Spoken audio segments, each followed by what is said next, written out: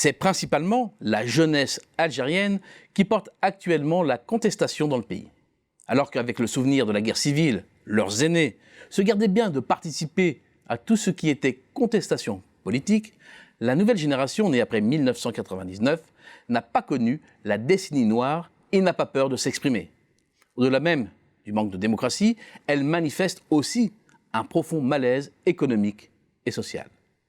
Selon les chiffres de l'Office national des statistiques algérien, 29% des jeunes de 16 à 24 ans étaient au chômage en septembre 2018. C'est plus du double de la moyenne nationale. Et si les chiffres de 2019 ne sont pas encore connus, ils devraient connaître une nette détérioration d'après les déclarations alarmantes faites en novembre dernier par le président du Forum des chefs d'entreprise, la principale organisation patronale du pays.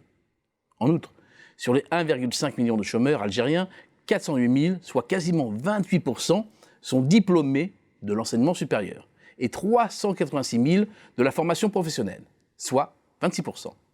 Plus d'un chômeur sur deux est donc diplômé. L'Algérie n'est pas un pays qui a verrouillé l'accès au supérieur. Bien au contraire, il y a des universités dans toutes les wilayas, l'équivalent des départements. Beaucoup d'argent investi et beaucoup de boursiers sont envoyés à l'étranger. Le savoir reste aussi un facteur important de valorisation dans les familles. Mais le marché du travail n'est tout simplement pas adapté. La faute, d'abord un secteur public en déliquescence. Les entreprises publiques, qui génèrent encore près de la moitié de la valeur ajoutée industrielle, sont moribondes.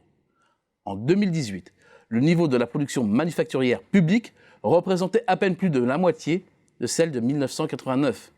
Quant au taux d'utilisation des capacités de production, il montre une sous-utilisation structurelle des installations. Or, cette désindustrialisation publique n'a été que très partiellement contrebalancée par le privé. Un secteur privé trop petit, qui peine à se développer. Poids de l'administration, de la corruption et des lobbies des importateurs bloquent son développement. Principalement présent dans les activités peu ouvertes à la concurrence internationale, le tissu productif privé est en fait composé à 90% de micro-entreprises à caractère familial qui opèrent bien souvent dans le secteur informel. Quant aux grandes sociétés privées, elles sont peu autonomes, le plus souvent liées à l'appareil politique et à l'armée avec qui elles entretiennent des relations parfois douteuses. Le procès pour corruption de 2 anciens premiers ministres, de plusieurs ministres et hommes d'affaires emblématiques montre à quel point le système était gangréné de l'intérieur. Tant que la rente pétrolière et gazière permettait d'acheter la paix sociale à coût de subventions, tout le système tenait. Mais c'est un système construit sur la seule performance du secteur des hydrocarbures, donc de leur cours.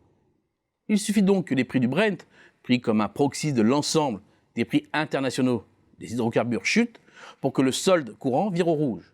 Or, les cours ont commencé à dévisser en 2014, année où ils sont passés de près de 110 $ en janvier à 60 en décembre. 2014, année où le solde courant algérien a entamé sa descente aux enfers. 2014-2019, ce sont donc 6 années de plomb du jamais vu depuis le début des années 80. Et 2020 ne s'annonce pas mieux. À ce rythme-là, les réserves de change s'épuisent très vite, passant de 194 milliards $ en 2013, soit l'équivalent de 3 années et demie d'importation, à moins de 80 en 2018, soit nettement moins de 2 années d'import. À cette vitesse, les caisses seront vides très rapidement. Or, les réserves de change sont vitales pour un pays dont la monnaie n'est pas convertible et dont l'accès au marché international des capitaux est limité ou inexistant.